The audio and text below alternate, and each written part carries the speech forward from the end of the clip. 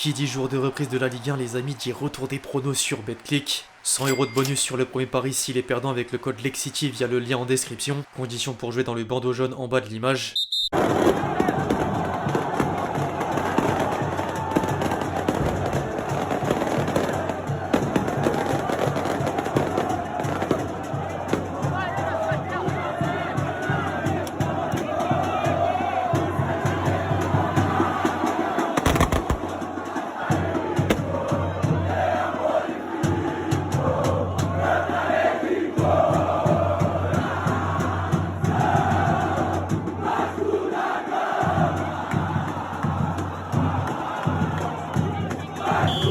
L'équipe, j'espère que vous allez bien. Aujourd'hui, on se retrouve pour aborder les dernières informations sur le mercato.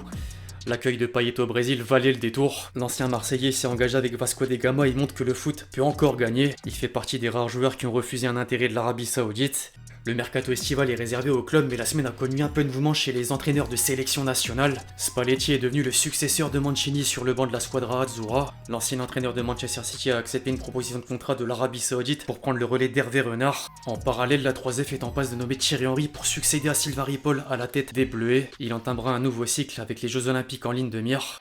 Les amis, n'hésitez pas à me dire ce que vous en pensez dans les commentaires, je vais pas en dire plus, je compte sur vous d'avance pour lâcher votre meilleur j'aime sur l'épisode. L'algorithme YouTube est en train de taper sur la chaîne et c'est l'occasion de péter le compteur de likes pour que les vidéos soient un peu plus référencées. La demande vaut encore plus que d'habitude. Un gros merci à tous ceux qui le feront, vous êtes des boss. On entre dans le vif du sujet avec le Paris Saint-Germain. Mbappé qui a quitté le loft en début de semaine pour préparer le déplacement à Toulouse. Les deux clans ont renoué le dialogue et le Kicks n'exclut plus de signer un nouveau contrat gagnant-gagnant dans la dernière ligne droite du mercato estival. Par contre, Verratti est toujours hors du groupe et tout porte à croire qu'il approche de la sortie, à l'image de Neymar, Paredes, Renato Sanchez ou encore Abdou Diallo.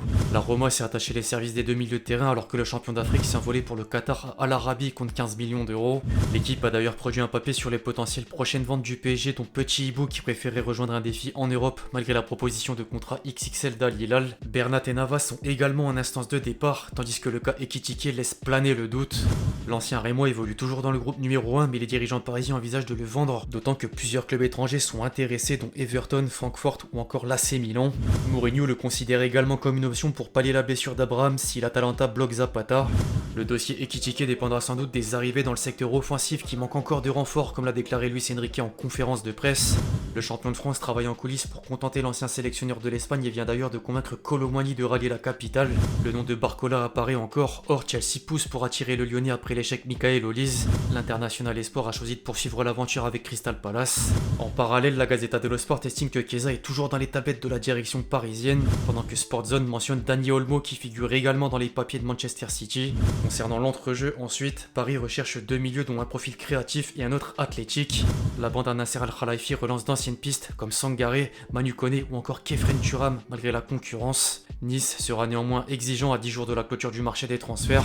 Les Aiglons ont d'ailleurs la tête à trouver un latéral et la liste s'allonge. Le Gym est tombé d'accord avec Hakimi avant d'entrer en course avec le PSV pour Serginho Dest. Affaire à suivre. La fenêtre estivale devrait encore réserver quelques surprises à l'heure de la deuxième journée du championnat de France. En parlant de surprises, Lens et Montpellier sont proches de concrétiser l'un des plus gros mouvements entre clubs français avec le transfert d'Eli Wahi à hauteur de 30 millions d'euros plus 5 de bonus. West Ham faisait partie des options du joueur de 20 ans, sauf que l'opération Paqueta vers Manchester City a capoté et les Hammers attendaient de récupérer l'argent pour passer à l'action. En parallèle, la pépite montpelliéraine s'est laissée séduire par le projet lensois avec la Ligue des Champions en ligne de mire.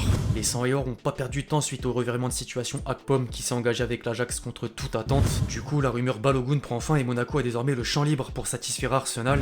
Après Zakaria et Singo, les dirigeants monégasques sont prêts à faire sauter la banque pour l'américain et avancent d'une autre part sur Patson Daka mais également Adara Bioyo qui insiste pour atterrir sur le rocher. Au rayon des départs, Voland a signé à l'Union de Berlin alors qu'un retour d'Aguilar à la Payade est à l'étude. Du côté de Marseille, Longoria tente un nouveau coup et continue de dégraisser l'effectif. L'OM négocie avec Amiri qui souhaite quitter le Bayer Leverkusen tandis que Seth Gizunder a plié bagages pour la Turquie au Fenerbahçe.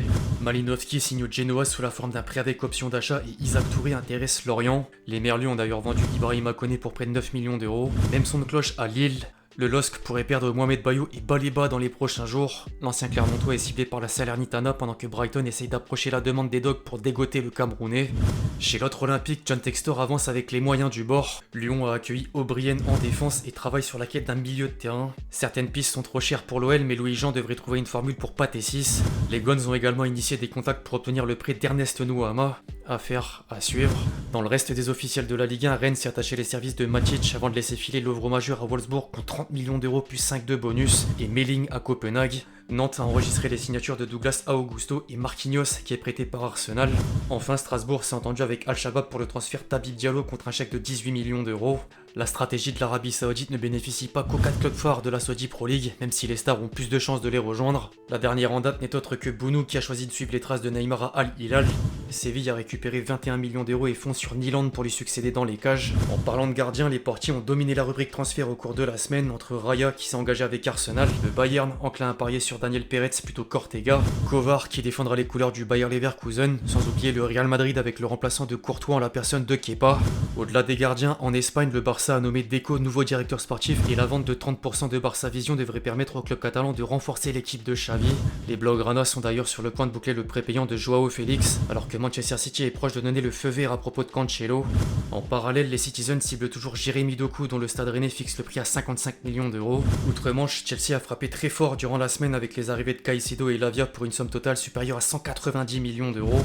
Liverpool s'est vite reporté sur Wataru Endo et devrait encore s'activer pour contenter Klopp. Les Reds aimeraient recruter Gravenberch en même temps de creuser la piste Boubacar Kamara. Arsenal pense à Pavard afin de pallier la blessure de Timber. Pour autant, l'Inter a accéléré le pas au cours des dernières heures avec une offre de 30 millions d'euros. Les Nerazzurri venaient de faire coup double avec les signatures de Carlos Augusto et Arnautovic avant de laisser partir Gossens à l'Union de Berlin en échange de 15 millions d'euros. En parallèle, l'AC Milan a prêté De Ketelaere à l'Atalanta.